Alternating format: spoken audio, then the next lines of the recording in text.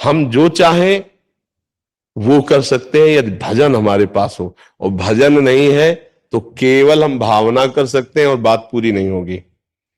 जैसे हम प्रवचन कर रहे हैं और हमारे जीवन में आचरण में यह ना हो तो आप तालियां बजा के चले जाओगे, कुछ ना आपको प्राप्त होगा और ना हमको कुछ समझ में आएगा। अगर हमारी उसमें स्थिति है तो सुन लो और जाओ, अब तुम्हारे जीवन का परिवर्तन करके ही रखेंगे। वचन आपके ऊपर चढ़ जाएंगे भूत की तरह, आपके दिमाग को परिवर्तित कर देंगे, क्योंकि वो सत्य से स्थिति में वो वचन बोले गए। इसलिए हमें चाहिए हम निरंतर नाम जप करें और अपने शरीर और अपनी इंद्रियों को भगवान के अनुकूल आचरणों में उतारें। कभी हमसे कोई भगवान के प्रतिकूल आचरण न बने। प्रतिकूलस्य विसर्जनम अनुकूलस्य, श्री कृष्ण अनुकूल लेन, प्रभु के अनुकूल। तो हमारा उद्देश्य है कि सबको आनंद हो, सब स्वस्थ रहे और सब सुखी रहे। उसमें मेड़ नहीं कि इतने सुखी रहे इतने न सुखी रहे। जो महापुरुष, जो संतजन, जो भक्तजन, उनका उद्देश्य एक घर के लिए, एक देश के लिए, एक सीमा में किसी धर्म के लिए नहीं होता, पक्का समझ लेना।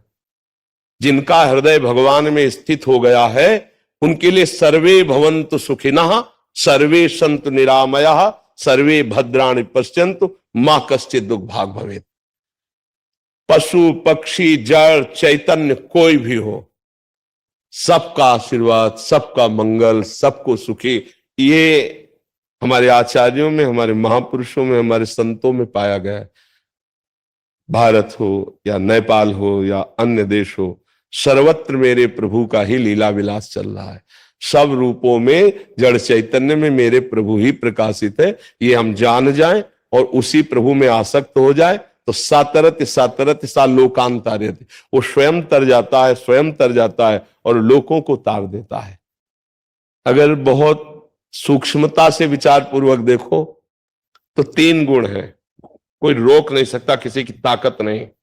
तीन गुण है, एक है सतोगुण, एक है रजोगुण और एक है तमोगुण। तीन गुणों के द्वारा माया की ये रचना हुई है।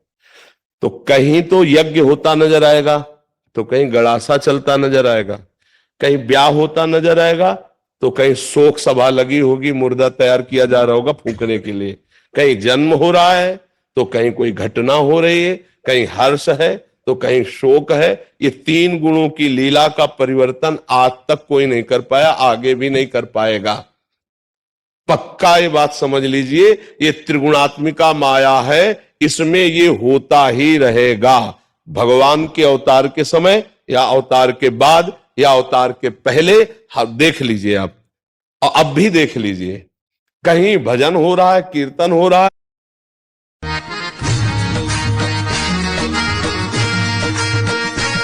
देख लीजिए आप, और अब भी देख लीजिए, कहीं भजन हो रहा है, कीर्तन हो रहा है तो कहीं हत्या हो रही है, कहीं धर्म से चला जा रहा है तो कहीं व्यभिचार हो रहा है, कहीं यज्ञ का अनुष्ठान शुरू है तो कहीं पशुओं की बलि दी जा रही, पशुओं की हत्या हो रही, कहीं कहीं मंदिर निर्माण किया जा रहा है तो कहीं मंदिर तोड़ा जा रहा है।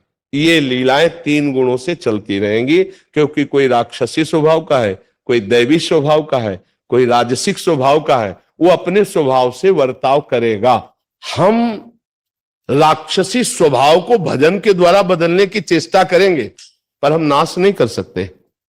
नाश करना हमारा स्वभाव नहीं है, बस ध्यान रखना, ये भगवान का पावर होता है। यदा यदा धर्मस्य ग्लानिर्भवति भारत अभ्युत्थानम अधर्मस्य तदात्मानं सृजाम्यहम् परित्राणाय साधूनाम विनाशाय च दुष्कृताम। अपने लोग क्या करते हैं, दुष्कृति करने वाले स्वभाव को भजन से बदलने की चेष्टा करते हैं। हमारा क्या उद्देश्य है, हम पिट जाएंगे और भजन के बल से तुम्हारी बुद्धि को शुद्ध करने की चेष्टा करेंगे। बस दुख होगा हमको, जब अधर्म हो रहा है उसे देखकर दुख होगा, पर उसकी निवृत्ति के लिए हम अपने को कसेंगे, हम भूख प्यास सहकर भजन करेंगे और उस धर्म को पुष्ट करने की चेष्टा करेंगे। लेकिन जो अधर्म कर रहे हैं हम उनको नष्ट नहीं कर सकते, क्योंकि ये हमारी सामर्थ्य के बाहर की बात है। या आज तक किसी ने संत वेश में धारण करके नष्ट कर पाया हो तो हमें बता देना। ऐप है एस्ट्रोटॉक जो बहुत ज़्यादा अपने ना ऐड रन कर रही है।